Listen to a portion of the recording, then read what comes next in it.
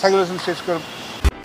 সাকিব আল হাসানকে মিস করেছেন কিনা সাকিবের আসলে শেষ দেখতে পাচ্ছি আমি সিরিজ নিয়ে কথা বলছি আমরা সেটা নিয়ে থাকি মনে এই প্রশ্নটা এখানে করার ঠিক নয় কারণ হাবিবুল বাশার একটা সময় সাকিব আল হাসানের ক্যাপ্টেন ছিলেন পরবর্তীতে সিলেকশন কমিটির কল্যাণে বহুদিন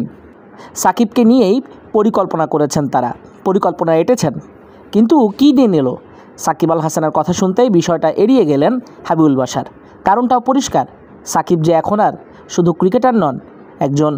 সাবেক রাজনীতিবিদ যার দেশে আসা নিয়ে তোলপাড় হয়ে গেল কদিন আগে দেশ থেকেও অবসর নিতে পারলেন না সাকিব আল হাসান ভাবুন তো সাকিব যদি মাঠে থাকতেন তাহলে ফিল সিমন্স এভাবে বিরক্তি প্রকাশ করতেন কোনোভাবেই না আফগানিস্তানের বিপক্ষে সিরিজটাও বাগানো যেত সাকিবের অভাব তো টের পেয়েছেন দর্শকরাও এই সিরিজ খেলার আগে কিন্তু সবাই কিন্তু ভেবেছিলেন আমরা আউট প্লেড হয়ে যাব আমাকে অনেক বলেছে যে এই সিরিজে বাংলাদেশ দাঁড়াতেই পারবে না বিকজ আফগানের যে বেটার সাইড বাট আমার মনে হয় বাংলাদেশ খুব ভালো খেলেছে আমার কাছে ভালো খেলা আমাদের সিরিজ জেতা সেটা আমরা করতে পারিনি বাট আমার মনে হয় এক্সপেকটেশন যেটা সবাই আশা করেছেন তার থেকে বাংলাদেশ এই সিরিজটা মনে ভালো খেলেছে আফগানিস্তান এই মাঠে খেলে খুব অভ্যস্ত তার এটাতে হোম গ্রাউন্ড এর আগে কয়েকটা সিরিজ তারা খেলেছে আমাদের আসলে একটা বড় কনসার্ন হয়ে গেছে লাস্ট ম্যাচে বেশ কিছু ইঞ্জুরি প্রবলেম নিয়ে আমাদের খেলতে হয়েছে আমরা ক্যাপ্টেন শান্তকে মিস করেছি যদিও ব্যাটিংটা বেশ ভালোই হয়েছে আমাদের এইরকম কন্ডিশনে আমাদের এক্সপেকটেশন হয়তো এরকমই ছিল এটা হচ্ছে স্পিন ট্র্যাক এখানে স্পিনাররা খুব ভালো বোলিং করেছেন বাট এক্সপেক্টেড তারা মাঝখানে একটু বেশি যদি উইকেট নিতে পারতেন তাহলে হয়তো আমাদের জন্য সুবিধা এবং তিনটা ম্যাচে কিন্তু বাংলাদেশের জেতার মতো পরিস্থিতি তৈরি হয়েছিল বরং প্রথম ম্যাচে বরং বেশি জেতার মতো ছিল তারা জানতেন এখানে ফাস্ট বোলার হয়তো ওটা সুবিধা পাবেন না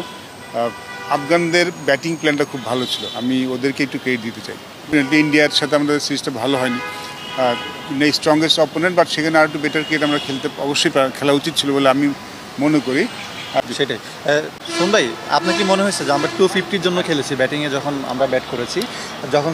দুইজন সেট ব্যাটসম্যান ছিল একটা ভালো পার্টনারশিপ ছিল আমরা কি আর একটু বেশি রানের জন্য খেলতে পারতাম কিনা দুটা ম্যাচে এমনটা দেখলাম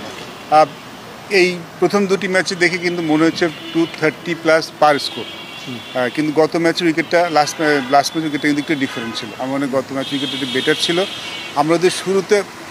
যদি দুটি ম্যাচ দেখেন তখন কিন্তু আমাদের প্ল্যান যে কারো গেম প্ল্যান কিন্তু হওয়া উচিত যে 250 করলে আমরা ম্যাচটা বের করে নিতে পারবো সেটাই পার স্কোর হওয়ার কথা প্রথম দুটি ম্যাচে দেখে মনে হয়েছে বাট এই ম্যাচে উইকেট একটু ভালো ছিল আমরা আসলে যদি শুরুতে উইকেট না হারাতাম তাহলে হয়তো এখানে আমরা 260-270 করতে পারতাম এই 10-20 রানের ডিফারেন্সটা তো বেশি হয়ে গেছে মাথায় ছিল হয়তো হ্যাঁ আমরা সবাই ভেবেছি 250 পার স্কোর বাট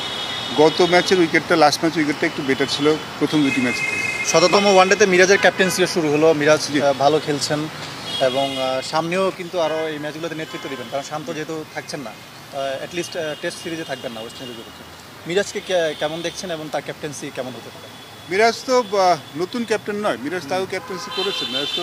ঘরোয়া ক্রিকেট ক্যাপ্টেন্সি করে থাকেন তো ক্যাপ্টেন্সি আমরা আগেও দেখেছি ডেফিনেটলি খুব ভালো করেছেন গত ম্যাচে বাট আমরা মনে হয় যে শান্ত মিরাজ আমরা মনে হয় যে এই চিন্তা ভাবনা আমাদের যাওয়াটা ঠিক হবে না যে ক্যাপ্টেন্সি হোক তার উপরে ভরসা করি তো আমার মনে হয় যদি আমরা এই ডিবেটটা শুরু করে দিই তাহলে এটা আমাদের জন্য ভালো নয় মিরাজ খুব ভালো ক্যাপ্টেন যদি তাকে দেওয়া হয় তিনিও ভালো করবেন শান্ত খুব ভালো করছে তো আমার মনে হয় এই আলোচনাটা আমাদের জন্য ভালো কিছু নয় আমাদের ক্রিকেটের জন্য ভালো কিছু নয় যে কে ক্যাপ্টেন হতে পারে কে ক্যাপ্টেন হবে এই আলোচনাটা থেমে যাওয়া উচিত বলে আমি মনে করি